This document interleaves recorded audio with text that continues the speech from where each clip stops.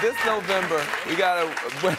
Welcome to the Van Jones Show. Listen, this November, we've got a record number of military veterans who are answering the call to service once again.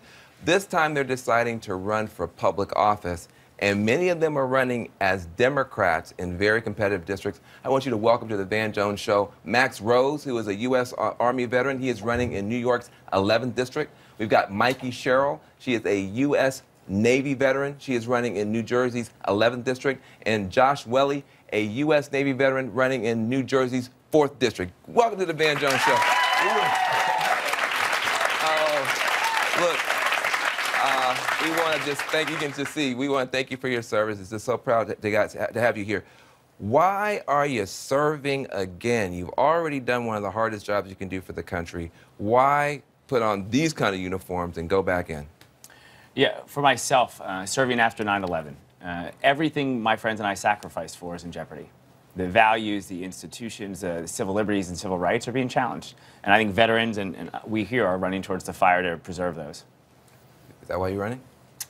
You know, yeah, after a lifetime of service, it really felt like the best way I could continue service to my country and to New Jersey was to run for office. And I have 4 kids, so not only am I fighting for what's going on right now, but I want to make sure that this is the country that I grew up in, that our values, our democratic values, are protected across the world, and that we're really working hard for people across this country. Why are you doing it? Well, certainly, you know, I see this as really a continuation of service, but I'm also doing this because, you know, 6 years ago, when my vehicle hit a bomb in Afghanistan, the only reason why I lived is because of the armor underneath my vehicle. Congress allocated the money for that in a bipartisan manner. Very quietly, they got something done. It'd be nice if they could do that for much bigger problems in this country. So I'm filled with optimism because I'm alive today because Congress got something done. Now let's get something done for roads and bridges and the opioid epidemic.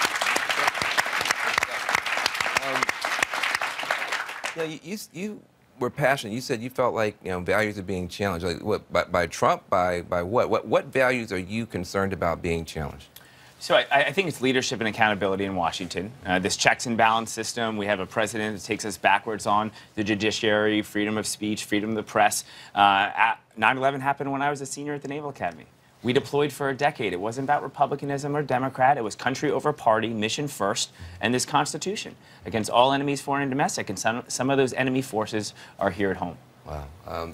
It's unusual for you guys to all be Democrats. I'm looking at the numbers. You got 61 Republican veterans in Congress right now.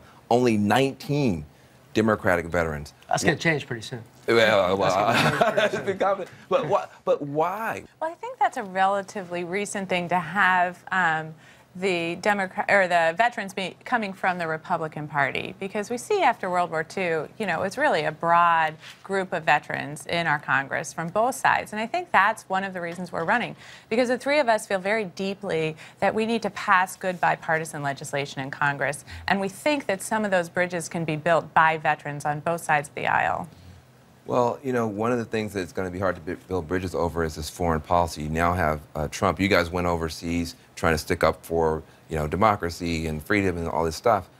Trump doctrine is more, we like Putin, dictator. We like Kim Jong-un, dictator. We like the Saudi family, dictators.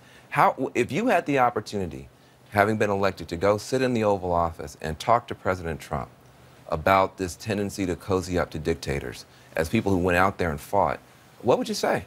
Well, I think right now it looks like whether you interfere in our elections or whether you kill journalists, if you tell the president privately you didn't do it, you're good to go. I think, though, that if I had a moment with this president, I wouldn't attack him like that. I would try to have a sensible conversation about how we can counter 21st century threats, not just fight the last wars, how we can get ready for cyber war, how we can reinforce NATO, how we can address nuclear proliferation. But most importantly, what I think is a great national security threat that we face today is this hyper-vitriol, this hyper-partisanship in Washington, D.C. And I try to ask him to tone it down. I'd ask him to tweet a little less and work with Democrats and Republicans a bit more. You agree? Yeah, well, I think I would talk to him a little bit about my own personal experience, because I was at the Commander-in-Chief of the U.S. Navy European headquarters when we invaded Iraq. and trying to get overflight rights and trying to get the ability to get our ships through territorial waters of other countries was very difficult, and we had to move a lot of logistics into theater very rapidly. And so it's really important for us to keep those ties to our allies, to make sure that we have people at our back to ensure that we can fight for democracy across the world at all times. And maybe express to him that also, as a Russian policy officer, I've worked closely with Russians, and you know, they don't have the same agenda we do for freedom and democracy. We've been at war since 2001, 17 years. Should we get out of Afghanistan? Should we get out of Iraq? What is your view about this endless war? Well, look, it was never about service to one commander-in-chief or one policy. We would serve President Obama, President Bush, and now President Trump. I'm a reservist, and you're the National Guard.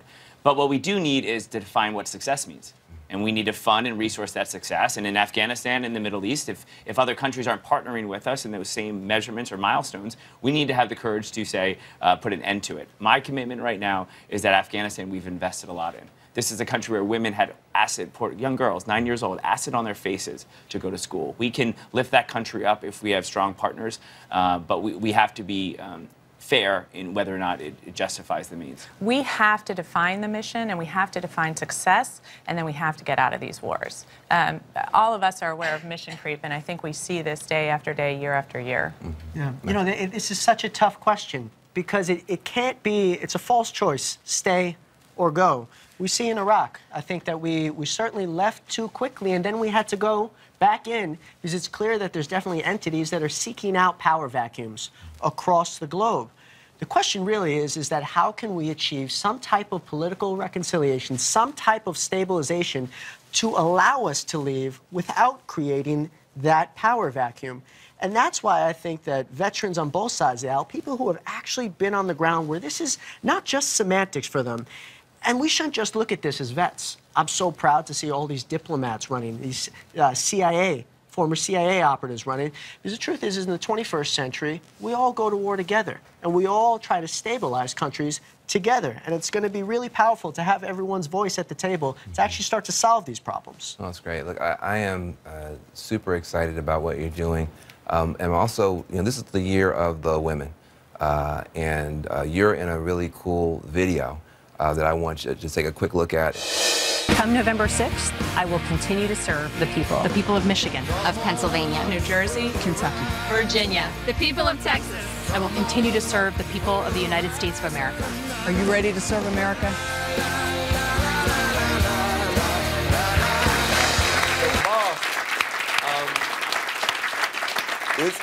Is this going to be the year of the women? The Bruce Springsteen song alone is worth watching. Yes, it is. It's already the year of the woman. I mean, we have seen more female candidates than ever in our nation's history. It's incredibly exciting, and I think an incredibly important time for women. Well, that's good. I want to hear more about that and a bunch of other issues, especially how do they think about the NFL controversy? How do they think about Nancy Pelosi? How do they think about all these other issues? We're going to get to all of them when we get back.